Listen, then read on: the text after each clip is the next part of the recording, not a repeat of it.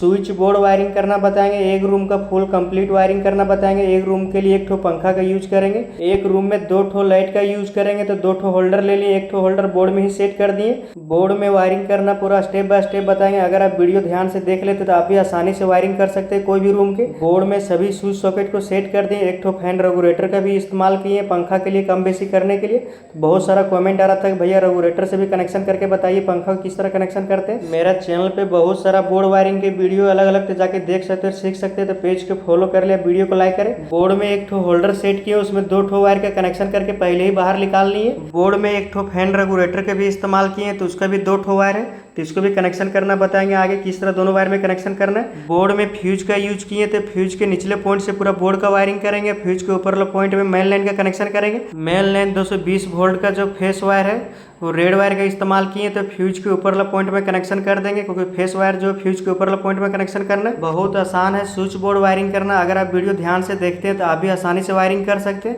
अब निचले पॉइंट से जो पूरा बोर्ड का वायरिंग करेंगे, तो एक ठो वायर ले लिए रेड कलर के, और जो नीचे 3 ठो स्विच है उसमें भी कनेक्शन करना है। तो फ्यूज के निचले पॉइंट में कनेक्शन करके और वही वायर के जो नीचे के 3 स्विच में कनेक्शन करेंगे। और एक ठो और वायर लेंगे छोटा सा, फ्यूज के बगल में जो एक ठो स्विच का इस्तेमाल किए, तो उसमें भी फेस वायर का कनेक्शन कर रहे हैं। तो बोर्ड में चाहे जितना भी स्विच रहेगा सभी स्विच के जो है निचले वाला पॉइंट में एक दूसरे से कनेक्शन करना है। बोर्ड में सिर्फ लाइन का कनेक्शन कर रहे हैं। अगर इन्वर्टर का भी कनेक्शन करना रहता है तो स्विच को अलग अलग कनेक्शन करना रहता है। वही वायर को जो दूसरा सिरा है स्विच के निचले वाला पॉइंट में कनेक्शन कर देंगे।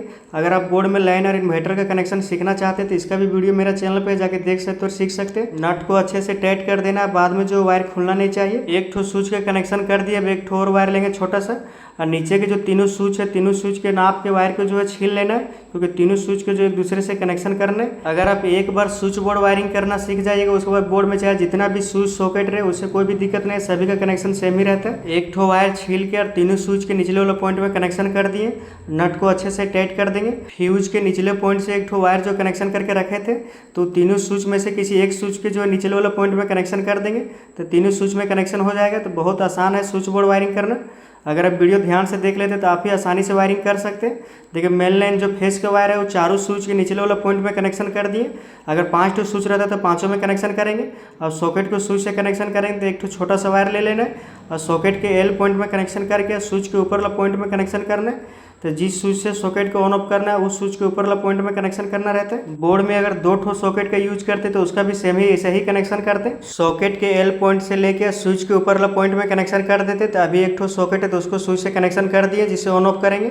अब फैन रेगुलेटर का कनेक्शन करेंगे तो उसमें 2 ठो वायर रहता है। तो एक वायर जो रहता है वो स्विच में कनेक्शन करना रहता है, एक वायर जो फैन से आएगा उसमें जोड़ेंगे। तो एक वायर जो है स्विच के ऊपर वाला पॉइंट में कनेक्शन कर देंगे। जिस स्विच से पंखा को ऑन ऑफ करना रहता है तो उस स्विच के ऊपर वाला पॉइंट में कनेक्शन कर देंगे। इस तरह से कनेक्शन करने में एक ठो वायर को जो है जॉइंट लगाना रहता है। अगर बिना जॉइंट के करना चाहते तो इसका वीडियो मेरा चैनल पे जाके देख सकते हो, सीख सकते हैं। तो एक ठो जो वायर बचा वो पंखा से आएगा उसमें कनेक्शन करेंगे। अब जो बोर्ड में होल्डर लगाए हैं उसमें 2 ठो वायर का कनेक्शन कर दिए। तो एक वायर जो है स्विच में कनेक्शन करेंगे और एक वायर जो है न्यूट्रल कनेक्शन करेंगे।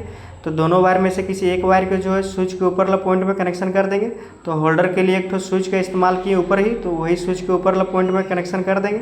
नट को अच्छे से टाइट कर देना है। एक ठो वायर जो बचा हुआ उसको न्यूट्रल में कनेक्शन करेंगे, और 3 पिन सॉकेट के भी एक ठो जो पॉइंट बचा हुआ उसमें भी न्यूट्रल कनेक्शन करेंगे। पहले एक ठो पंखा और एक ठो होल्डर का जो यूज किए उसका भी कनेक्शन करेंगे। तो इसका कनेक्शन करने के लिए 2 ठो वायर ले लिए। दोनों वायर में जो 2 ठो वायर है, क्योंकि लाइव न्यूट्रल जो दोनों में कनेक्शन करना है। एक वायर को बल्ब से कनेक्शन करेंगे और एक वायर जो पंखा से कनेक्शन करेंगे। तो सबसे पहले बल्ब का कनेक्शन करेंगे। तो बल्ब में 2 ठो पॉइंट रहता है और 2 ठो वायर भी है, तो दोनों पॉइंट में दोनों वायर का कनेक्शन कर देना है। कोई भी वायर कहीं भी कनेक्शन कर सकते हैं, इसमें कोई भी प्लस माइनस नहीं रहता है। दोनों वायर को कनेक्शन करके और नट को अच्छे से टाइट कर देना है। अगर आप वीडियो ध्यान से देख लेते तो आप भी जो कोई भी रूम का आसानी से वायरिंग कर सकते हैं।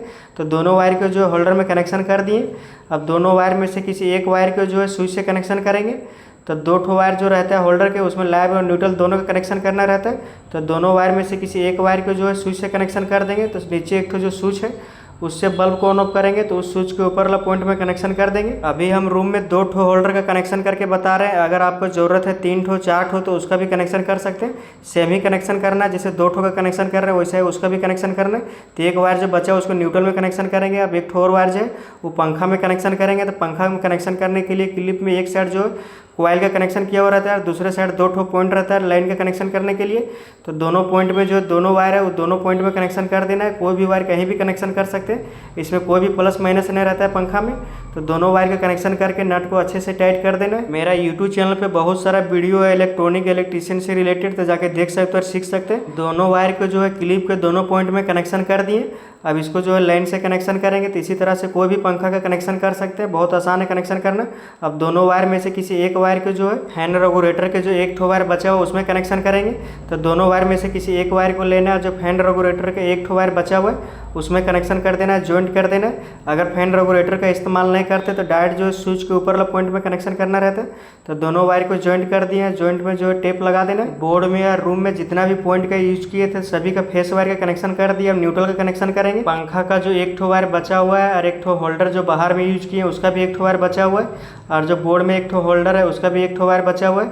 तो सभी को जो आपस में जोड़ देना है, क्योंकि न्यूट्रल जो सभी पॉइंट में कनेक्शन करना है। फेस वायर के कनेक्शन कर दिए। अगर रूम में और पंखा और बल्ब का इस्तेमाल करते तो उसका भी जो न्यूट्रल रहता है वो सभी को जोड़ के एक कर देते। एक ठो जो 3 पिन सॉकेट के पॉइंट बचा हुआ है तो उसमें भी न्यूट्रल कनेक्शन करना है। तो एक ठो ब्लैक वायर ले लिए और 3 पिन सॉकेट में भी लाइव न्यूट्रल दोनों का कनेक्शन करना रहता है। तो एक पॉइंट में जो एन लिखा हुआ है उसमें न्यूट्रल कनेक्शन कर देंगे। तो वायर को जो अच्छे से टाइट कर देना है। वीडियो पूरा देखने पर आसानी से समझ में आ जाएगा। तो वही वायर का जो दूसरा सिरा है पंखा और दोनों होल्डर के जो वायर ज्वाइंट किए न्यूट्रल में तो उसी में कनेक्शन कर देंगे। मेन न्यूट्रल वायर का कनेक्शन करेंगे। तो फेस वायर के पहले ही कनेक्शन किए थे, तो मेन न्यूट्रल वायर जो है वो सभी के जो न्यूट्रल वायर का कनेक्शन करके ज्वाइंट करके एक किए तो उसी में न्यूट्रल का कनेक्शन कर देंगे। तो बोर्ड में सभी में जो है न्यूट्रल कनेक्शन हो जाएगा। वायर को अच्छे से ज्वाइंट कर देना है, ज्वाइंट में टेप लगा देना है। बोर्ड में सिर्फ लाइन का ही कनेक्शन किए। अगर इन्वर्टर का कनेक्शन करना रहता है तो स्विच का जो कनेक्शन अलग अलग सिर्फ होता है, न्यूट्रल का कनेक्शन सभी का सेम ही रहता है। बोर्ड का वायरिंग कंप्लीट हो गया। पंखा होल्डर का भी कनेक्शन कर दिए। एक बार जो कनेक्शन फिर से समझा देते हैं। मेन लाइन जो फेस का वायर है वो फ्यूज के ऊपर वाला पॉइंट में दिए हैं। निचले पॉइंट से जो है ऊपर के एक स्विच के निचले वाला पॉइंट में कनेक्शन कर दिए। फ्यूज के निचले पॉइंट से जो है नीचे के तीनों स्विच के निचले वाला पॉइंट में कनेक्शन कर दिए। और सॉकेट के जो है स्विच से कनेक्शन कर दिए।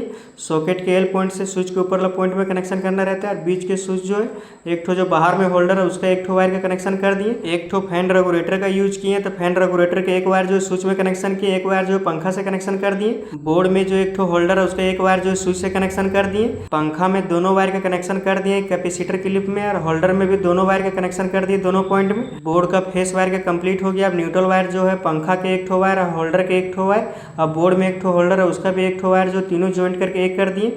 और उसी से एक वायर लेके 3 पिन सॉकेट में भी कनेक्शन कर दिए। अब मेन न्यूट्रल वायर जो उसी पॉइंट में कर दिए जिसमें ज्वाइंट लगाए सभी को।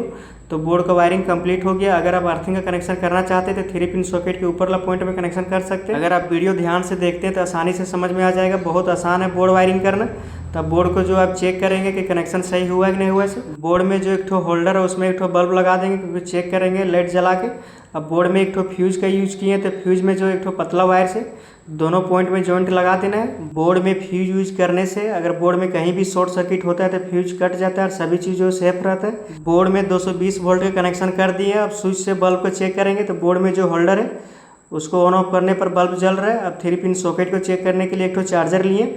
चार्जर को लगाने पर स्विच ऑन करने पर जो चार्जर का एलईडी जल रहा है और ऑन ऑफ भी हो रहा है लाइट। तो स्विच जो अच्छे से काम कर रहा है। अब बीच में जो स्विच है वो एक ठो बाहर होल्डर उसका कनेक्शन किए। स्विच ऑन ऑफ करने पर बल्ब जो ऑन ऑफ हो रहा है जल रहा है। एक ठो जो स्विच बचा हुआ उसको पंखा से कनेक्शन किए। तो पंखा को भी चेक करेंगे। तो पंखा को चेक करने के लिए पेचकस से मदद से उठा लेना है। बहुत सारा कमेंट आ रहा था कि भैया पंखा का कनेक्शन करके चला के दिखाइए। तो पहले स्विच ऑन करेंगे, उसके बाद रेगुलेटर से कम बेसी करने पर जो पंखा स्पीड और स्लो होगा। देखिए अभी रेगुलेटर जो 1 नंबर में तो पंखा स्लो चल रहा है। अभी 2 नंबर करने पर पंखा स्पीड में चल रहा है, और 3 नंबर करने पर जो पंखा पूरा फुल स्पीड में चलेगा। और उसके बाद देखिए इसी से ऑफ भी हो जाएगा, पंखा भी जो ऑफ हो गया। तो इसी तरह से कनेक्शन कर सकते हैं। बहुत आसान है कनेक्शन करना। एक रूम में ज़्यादातर जो यही सब इस्तेमाल होता है। एक ठो पंखा, 2 ठो लाइट, एक ठो सॉकेट। तो सभी जो बल्ब स्विच सॉकेट जो अच्छे से काम कर रहे हैं, सब जल रहा है। एक बार फ्यूज निकाल के देखेंगे। अगर फ्यूज निकालने पर जो पूरा बोर्ड का लाइन ऑफ होना चाहिए। अगर कहीं भी बोर्ड में शॉर्ट सर्किट या तो ओवरलोड होता है, वोल्टेज आएगा तो फ्यूज जो है कट जाता है। तो देखिए फ्यूज लगाने पर जो फिर से बोर्ड में लाइन आ गया। इलेक्ट्रीशियन से रिलेटेड वीडियो देखने के लिए मेरा पेज को फॉलो करें, वीडियो को लाइक करें।